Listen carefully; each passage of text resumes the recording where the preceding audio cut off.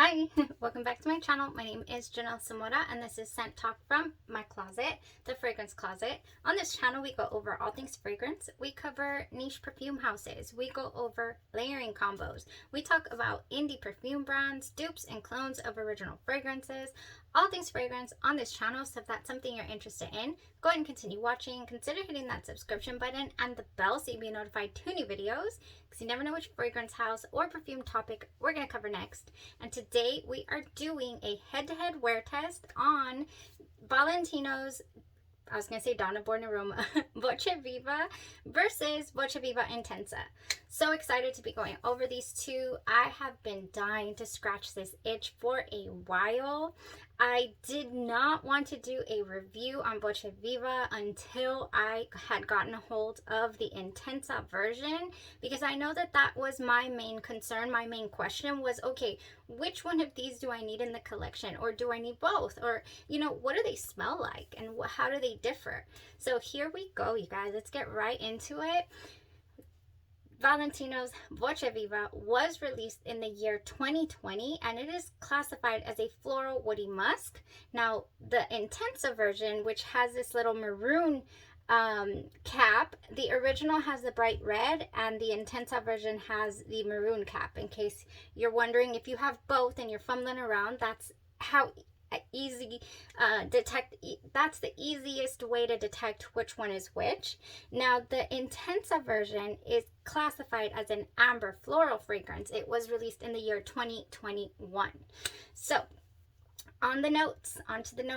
For the original Voce Viva, we have top notes of mandarin orange and bergamot and ginger.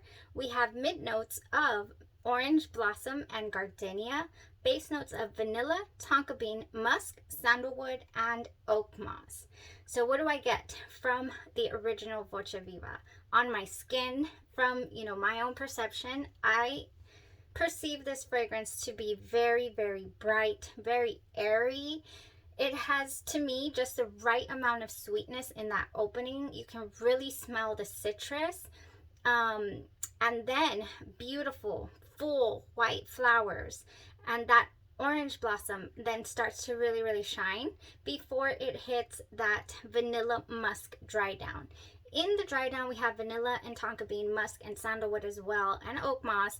But I really don't get, all of it. I just get, a basic vanilla musk dry down is what I get. And that brightness that it opened up with really does follow it throughout the entire wear. I was really surprised with that, with the brightness following it throughout the entire wear. So with that being said, let's go over really quick the Valentino Voce Viva Intensa. Does it have the same brightness? Because in these top notes for Voce Viva Intensa, we have the same mandarin orange and the bergamot, but we've gotten rid of the ginger in the top note of the Intensa version. In the mid, we have the orange blossom, but instead of gardenia, we have jasmine sambac. And in the base, we have replaced the original vanilla and tonka bean with bourbon, vanilla, and moss. So we have no musk, we have no sandalwood. Now, there was a lot of reviews talking about how the original Voce Viva has a certain screechiness, a certain sharpness to it. And, that's what they pick up on their skin or to their nose. In fact, with that gardenia being in there, it is very headache inducing to them. I'll let you know this, for, my own personal preference, taste, and likes. I am not a white flower, with not much else type of girl. I don't care for example, Gucci Bloom. That's not my jam. This is my jam. This is good. This original Voce Viva, it starts off, like I said, really bright and airy. Now, there is a period where I'm like, ooh, this is so intoxicating. The mid of this fragrance is so creamy. It's got creamy white flowers before it gets to that vanilla dry down. So gorgeous. It is very, very, it stays bright throughout the wear. And like I said, it's just so, it's bright, and those creamy flowers, they go into, I guess you could say, like a grape candy type territory, almost wanting to smell like cotton candy as well. it did take my nose to this particular fragrance here, which is L'Interdit by Givenchy. It did. Probably, if it had tuberose, it would for sure smell more like this, but it doesn't. And I believe, it just reminded me of the candy vibe that I get from Givenchy's L'Interdit. Now, as far as longevity is concerned, the original Voce Viva only gave me about 6 hours tops. I applied it at 10 this morning. Oh, it is very strong still on my clothes actually, but I do not have it on my skin really. And let me spray the top notes while I go over that actually. It was about 4 p.m. or so. Put it on at 10. By about 4 p.m. it was gone. And oh my gosh, I really adore this opening. It is so bright. It is so, you just want to take a bite out of it. It's like a juicy, juicy orange. So sweet as well, but not, to me, not overpoweringly sweet, but I appreciate and love sweetness. So if you do not, then this is not for you, because it's sweet. All right, so the Voce Viva Intensa opening. I want to talk about the opening really quick before I did go over the notes, right? Yeah, it still has the mandarin orange. It still has the bergamot. Now, this one, I am still in dry down on my skin here, and it has been 11 hours or so of wear with this fragrance.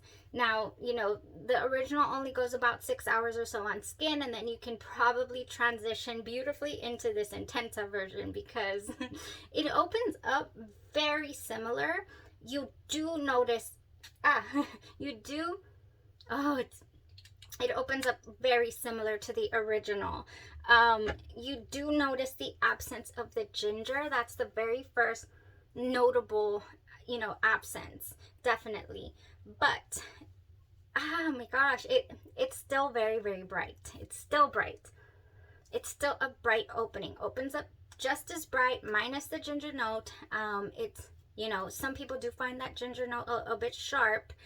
On my skin, the intensive version in the mid of this fragrance to me was less enjoyable, believe it or not. The mid, when it morphed from the top citrus notes, when it started going into the mid, this original goes into that gorgeous creamy white flower range where it's just like so intoxicating. You still want to take a bite out of yourself. And for the Intensa version, I was like, it was falling flat to me. I was like, oh, I'm not sure if it stays like this. I'm not sure if this is something I'm going to be able to enjoy. It honestly only stayed like that for tops an hour before it revealed its beauty. I was like, oh my gosh, there you are. This is what some of the reviews are talking about. Once it gets into that vanilla, the bourbon vanilla, oh my gosh, that is when it starts to remind me so much of Valentino's Donna Born in Roma. Like they could be cousins for sure, or they are cousins, but they could definitely be. Oh my gosh, it reminds me so much of this fragrance. Gosh, it's so good. I enjoy every single aspect of this fragrance, from every single facet, top, middle, base. With the Intensa, I will personally struggle for a little, like about an hour, once it's trying to get to that dry down. But once it does, this is so intoxicating as well on a different level. I feel like Voce Viva Intensa is a bit more sultry. It also gives me that gorgeous, gorgeous Sunset Hour by Goldfield and Banks type feel, definitely. But yeah, so gorgeous, gorgeous opening. If you appreciate those white flowers that are not creamy, this one gives you a little bit of that. So to me, I feel like this is slightly more grown-up range, slightly more adult, you know, if you will. And I can totally handle every aspect of the Voce Viva. So there you have the differences. Basically, we have difference in smell. Other than the opening, then they start to change, and they're definitely two very different fragrances. Now, the longevity is also different. The Voce Viva, you'll only get a good 6 hours. This one's gonna go for days. This one's gonna go. This is a strong, strong fragrance. Okay, but they're strong, right? They don't project very far. I didn't get to test it out of the house. Normally I'll be like, does my entire car smell like my fragrance? You know, like, and normally that's how I can tell. Or I'll walk out, I'll come back in to a room to see if there was any sillage. And I didn't really get that today from this fragrance.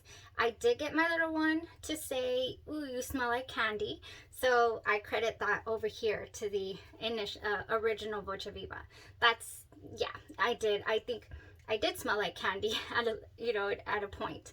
So that is my take on Voce Viva Original versus the Voce Viva Intensa. I hope that I made sense in my description of the two and explained the differences here.